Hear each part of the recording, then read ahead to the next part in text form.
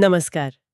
आज हम एक ऐसे विषय पर बात करने वाले हैं जिसने हाल ही में ऑनलाइन कंटेंट स्पेस में काफी कह सकते हैं हलचल मचाई है। जी। ये मामला जुड़ा है कंटेंट क्रिएटर अमजद से, जिन्हें ज्यादातर लोग अमजद 9211 के नाम से जानते हैं। हाँ, ये उत्तराखंड वाला मामला है ना, जहाँ उनकी गिरफ्तारी हुई। और वजह, जैसा कि अधिकारी कह रहे हैं, उनके कुछ वीडियोस में कथित तौर पर अश्लील या अभद्र सामग्री का होना। बिल्कुल। तो आज हम एक लेख के जरिए जो हमारे पास है, इस पूरे मसले को समझने की कोशिश करेंगे। मतलब ये सिर्फ भाषा का सवाल है या फिर इसके पीछे हास्य की प्रकृति, अभिव्यक्ति की आजादी और उसकी सीमाएं, ये सब बड़े सवाल जुड़े हैं। हाँ। तो चलिए देखते हैं कि ये लेख क्या कहता है, दोनों पक्षों के क्या तर्क हैं। तो लेख के मुताबिक जो अमजद के समर्थक हैं, उनका सबसे पहला और शायद सबसे मजबूत तर्क ये है कि भाई, जिसे आप अपराध कह रहे हैं वो असल में ह्यूमर है, कॉमेडी है। अच्छा। उनके जो पेज हैं, जैसे 9211 कॉमेडी रील्स, उन पर वो रोजमर्रा की जिंदगी, उसकी जो झुंझलाहटें होती हैं, जो फ्रस्ट्रेशंस होती हैं, हाँ, उसी पर वो व्यंग करते हैं, सटायर करते हैं। कभी कभी थोड़ी अतिशोक्ति या एग्जैजरेशन का इस्तेमाल होता है। और शायद इसी में भाषा थोड़ी तीखी हो जाती है, जिसे कुछ लोग आपत्तिजनक मान लेते हैं। बिल्कुल। समर्थक यही कहते हैं कि ये उनकी एक कॉमिक स्टाइल है। उनका इरादा किसी को दुख पहुंचाना नहीं, बल्कि लोगों को हंसाना है। तो ये सवाल उठता है कि हास्य की सीमाएं क्या हों। सही बात है। और यहीं पर शायद दूसरा तर्क आता है, अभिव्यक्ति की स्वतंत्रता वाला। हाँ, बिल्कुल। लेख इस तरफ भी इशारा करता है कि सोशल मीडिया तो एक ऐसा प्लेटफॉर्म है जहां अलग अलग तरह की आवाजें, अलग अलग कंटेंट स्टाइल होने चाहिए। और तर्क ये दिया जा रहा है कि अगर आपको कोई चीज पसंद नहीं आ रही, तो आपके पास अनफॉलो करने का, ब्लॉक करने का ऑप्शन तो है ही। मतलब सीधे गिरफ्तारी जैसा सख्त कदम शायद जरूरी नहीं था, ये कहना है। हाँ, कि वो आखिरी उपाय होना चाहिए, पहला नहीं। अच्छा, लेख में एक और बहुत महत्वपूर्ण सवाल उठाया गया है, वो है चयनात्मक निशाना साधने का। क्या मतलब है इसका? देखिए, ये बहुत अहम पॉइंट है।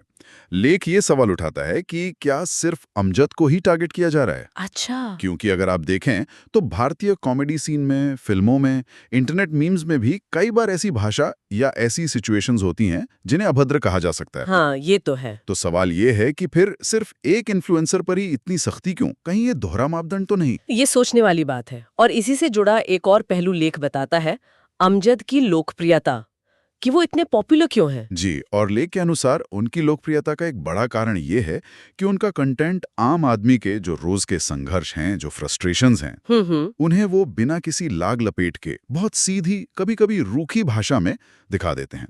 और शायद इसी वजह से लोग उनसे कनेक्ट करते हैं। हाँ, वो रिलेटेबिलिटी फैक्टर जिसे कहते हैं।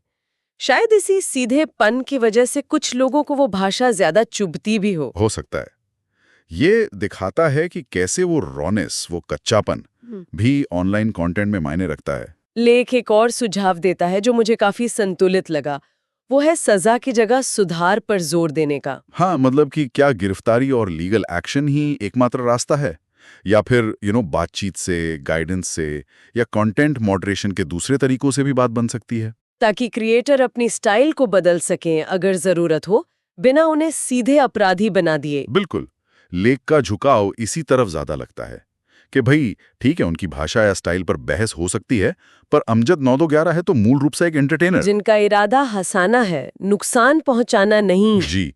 और समर्थक यही मानते हैं कि इस मामले को देखते वक्त हमें कलात्मक स्वतंत्रता, कॉमेडी में जो कल्चरल विविधता होती है, और दर्शकों का अपना कंटेंट चुनने का जो अधिकार है, इन सबको ध्यान में रखना चाहिए। तो कुल मिलाकर ये सिर्फ एक व्यक्ति या गिरफ्तारी का मामला नहीं रह जाता, ये हमें सोचने पर मजबूर करता है कि अश्लीलता क्या है, हास्य की हदें कहाँ हैं, और कलात्मक आजादी कितनी, इनके बीच का संतुलन कैसे बने।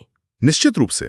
और खासकर आज के डिजिटल दौर में ये पूरा विवाद online content regulation, freedom of speech की लिमिट्स, और समाज अलग अलग तरह के ह्यूमर को कैसे देखता है, कैसे स्वीकार या अस्वीकार करता है, इन सब पर एक बहुत बड़ी बहस खड़ी करता है।